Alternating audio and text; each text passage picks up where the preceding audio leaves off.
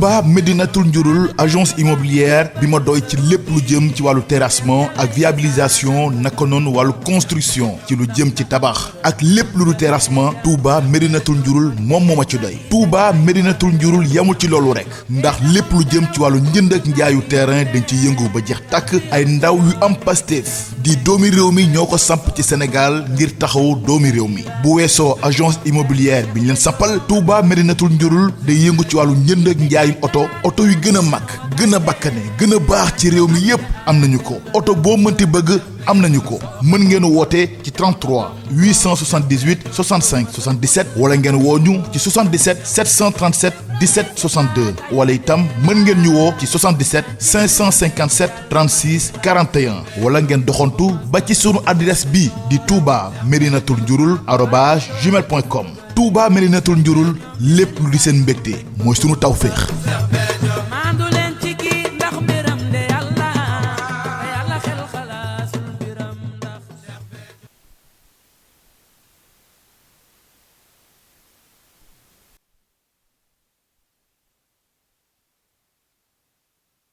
Arrêté le 17 juin passé, a été renvoyé jusqu'au 27 juin. La première question est de savoir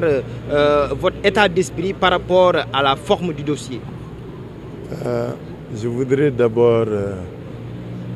rendre hommage à toutes les Sénégalaises et à tous les Sénégalais pour la mobilisation dont ils font montre vis-à-vis de l'appel au soutien de nos otages, que ce soit Déthié, Mame Diarra Fam, Ahmed Aïdara, Guy Marius Sagna et les plus de 250 Sénégalaises et Sénégalais qui ont été retenus injustement pour des raisons fallacieuses. Pour la première fois, il y a une quasi-unanimité autour du fait que la Cour suprême,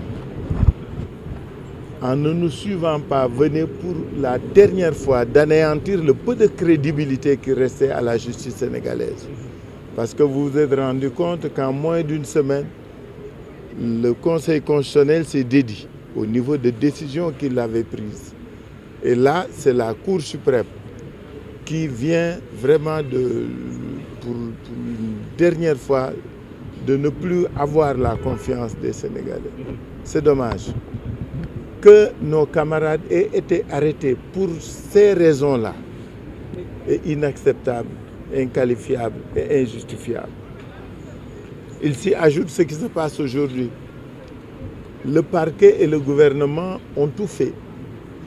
pour transformer ces otages en détenus et prisonniers politiques. Parce que c'est ça la vraie signification de la décision d'aujourd'hui. Pourquoi? D'abord, on interpelle des députés qui sont en session sous le couvert d'un flagrant délit. C'est un flagrant délit continu parce qu'ils sont arrêtés depuis lors. On devait les juger aujourd'hui pour des raisons fallacieuses. Parce que quand on nous dit qu'ils sont plus de 100, ils ont un problème de salle. Certains avocats nous l'ont rappelé. Il aurait suffi, il aurait fallu que le tribunal prie sur lui de vider les 200 autres cas prévus et de traiter les cas de nos camarades dans l'après-midi, dans une autre salle. C'est un problème de salle. Ce n'est pas des problèmes techniques, non, c'est un problème de salle, un problème logistique. C'est inacceptable, c'est difficilement compréhensible.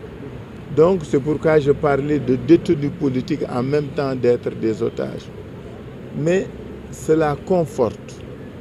renforce notre état d'esprit et le leur,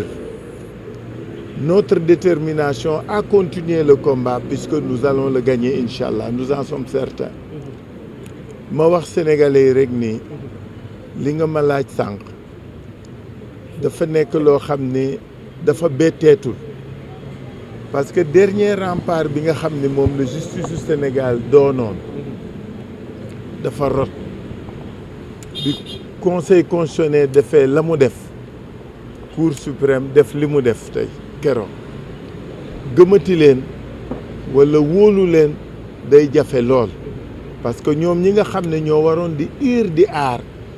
fi mu ne dafa mel ni ils sont aux ordres et puis su ngeen seetloo li gën a grave mooy le ministre de la justice se comporte en procureur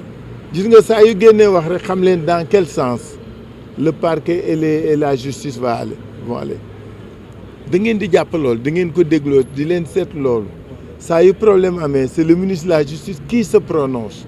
et en fonction de ce qu'il dit c'est ainsi que le cours de la justice va suivre donc loolu moo tax suñu camarades yi léegi dañ leen def ay otages parce que dañ doon ay députés que ce soit Déthié que ce soit Mame Dara que ce soit Abdou Bara Dolly que ce soit Ahmed Aïdara que ce soit les Guy Marius Sagna et les 200 autres camarades liñ leen teyee tey dootul flagrant délit li gars yi naan flagrant délit continue lay nuru parce que tey raison bi ñu évoqué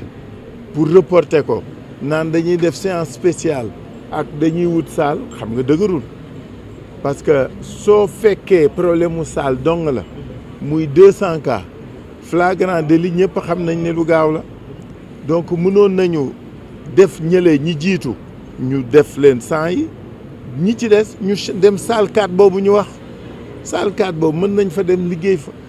donc loolu muy wane ni c'est du dilatoire ce que cherche le pouvoir à faire c'est maintenir nos camarades dans les lieux dans les liens de la détention dañu bëgg yàggal nooteel bi bëgg atteindre seen cerveau ak seen détermination may wax ni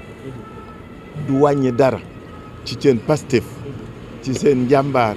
ci seen takku pour xeex parce que li ñu gëm mooy ñoom ñu ngi ci dëgg mais dañu bëgg Sénégal gépp jàpp ci li nit ñi def le 17 déjà dañ ko rafetlu parce que le 17 jour bañ la woon nit ñi génn nañu xeex nañ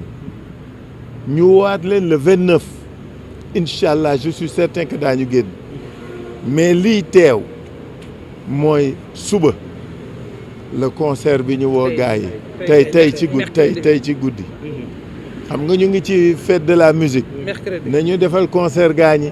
ñu xam ni réew mi askan wi dañu sonn dañu tàyyi dañu dammata daañ ko wane ñuy wax tey su 20 heures jotee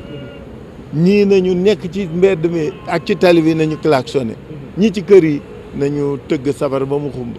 noppi assemblée jaaxalu la ci mbir mi ndax malaanu kirlaay ay député yoo xam dañ leen teg loxo tey est-ce que malaan boobu am na njëriñ bu ngir député wax ma rek kañ la assemblée jóg défendre député lu dul yéen ña bokk ca majorité ba wax leen ma Sénégal gépp témoin lañ kañ la ñu mas jàppale ab député bu bokkul ci majorité bi donc député bu nekk en mission même député bu nekk en mission assemblée ma su ko jàppale voilà ma ngoog bokk donc xam nga kii député la xam na ko mais quand yi weesu yëpp rek wax leen ma kañ la assemblée mas jàppale député jamais donc c'est-à-dire dama bëgg nit ñi xam fi ñu toll ci ñun état d'esprit dañu xaaratul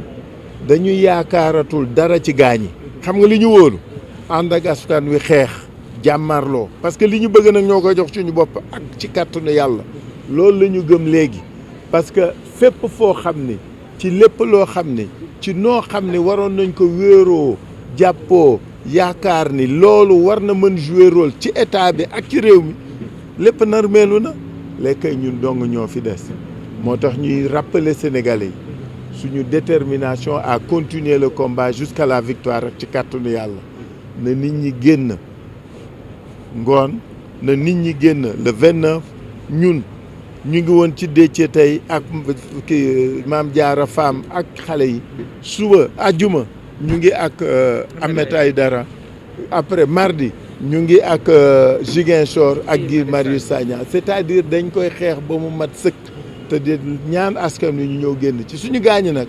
dégg naa leen ñu naan dañuy gars yooyu est-ce qu'ils sont audibles xam nga déggatu leen dañuy làqatu ci force de défense et de sécurité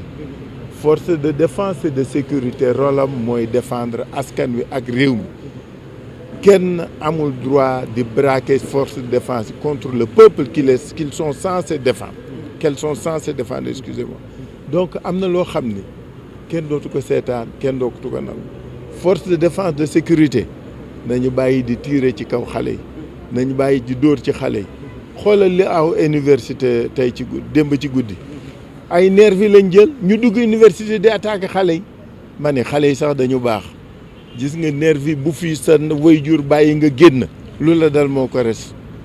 parce que nag li kenn dul nangu mooy ay nit parce que fay nañ leen 10 000 francs 15 000 francs ñuy dóor di jam kenn ki béjjën lañ ko jam ci dox béjjën lañ ko jam ci dox su ko fay woon ñu ne rey na nervi xam nga yooyu di am moo mënatul continuer te loolu la kenn mënatul nangu en tout cas li mu leen wax mooy ñun suñu détermination elle est intacte dafa gën a yokk